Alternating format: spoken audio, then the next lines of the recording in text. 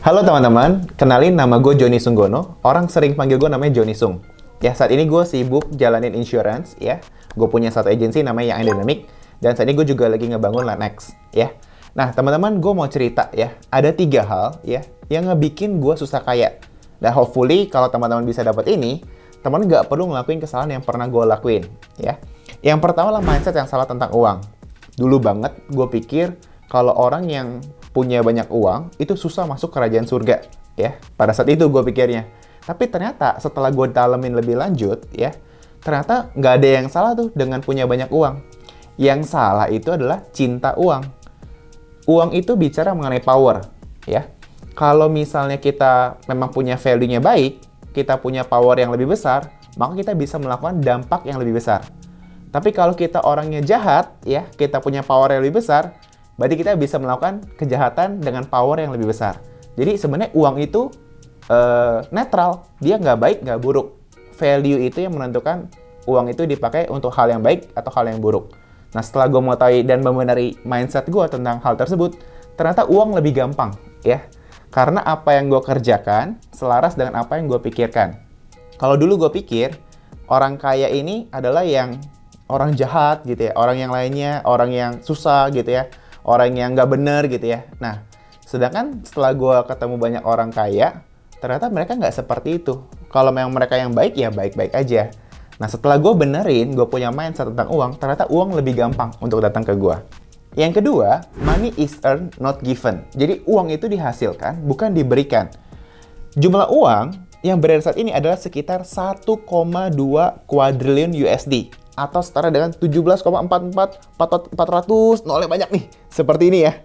Dan kalau kita bagi dengan jumlah orang di dunia saat ini, yang ada sekitar 7,9 miliar, itu berarti setiap orang memegang 2,2 miliar. Jadi, kalau misal saat ini kita punya investasi, tabungan, yang nilai asetnya lebih dari 2,2 miliar, selamat ya. Kalian sudah di atas rata-rata dibanding seluruh populasi di dunia ini.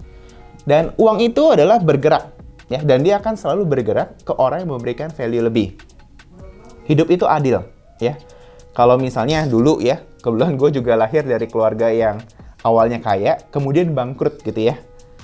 Jadi kalau orang misalnya lahir dalam keluarga kaya, ya itu karena orang tuanya sudah kaya dulu.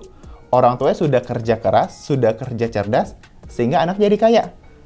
Kalau misalnya enggak, ya mungkin kakeknya sudah melakukan kerja keras dan kerja cerdas dulu. Jadi ya hidup itu adil, ya selalu uang itu diberikan ke orang yang memberikan value lebih. Banyak orang kaya yang jadi miskin. Kenapa? Karena bukan cuma dapetin aja, tapi dia harus bisa mengelola. Kita tahu ya, ada satu petinju, Mike Tyson ya, dia pada masanya ngasilin uang banyak banget. Tapi begitu dia sudah pensiun, dia bangkrut. Kenapa? Karena dia nggak bisa manage-nya. Jadi kaya itu bukan cuma sekedar apa yang kita pegang atau seberapa banyak uang yang kita punya. Itu bicara mengenai mentality. Kalau kita punya mental kaya gitu ya, kita bisa cukupkan dengan apa yang kita ada. Kita bisa manage apa yang kita punya.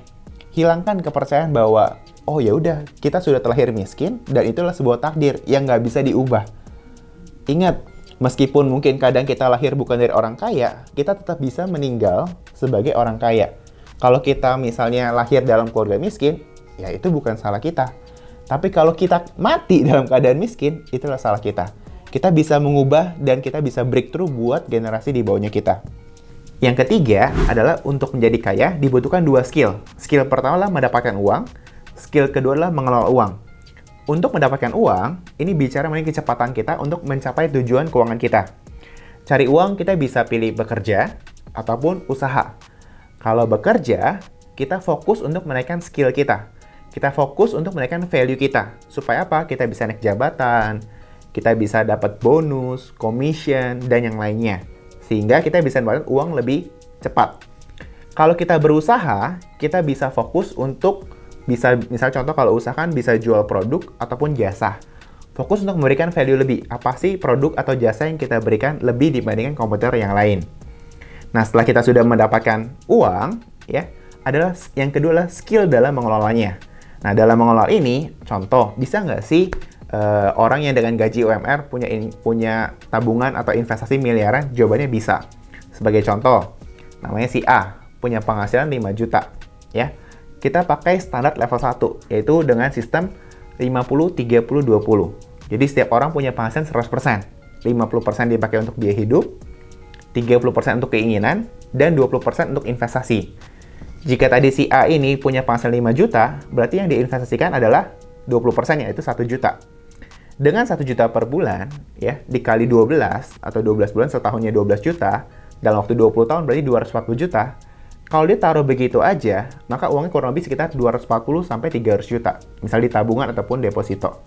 Tapi kalau misal dia investasikan di instrumen investasi yang contoh dengan 15%, dengan waktu yang sama, itu uang tadi 240 juta akan menjadi 1,5 miliar.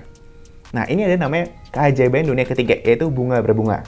Jadi setelah kita mendapatkan uang, kita bisa lebih pasti ya untuk kita mencapai tujuan keuangan kita. Yang tadi UMR aja bisa dapat sampai 1,5 miliar. Kalau kita misalnya 5 juta, kita tinggal kalikan saja 5 juta dikali 1,5 miliar, jadi 7,5 miliar. Nah, semoga video ini bisa ngebantu teman-teman untuk menjadi kaya lebih cepat. Kalau teman-teman ngerasa kebantu, nyalain lonceng, subscribe, dan komen. See you di next video. Bye-bye.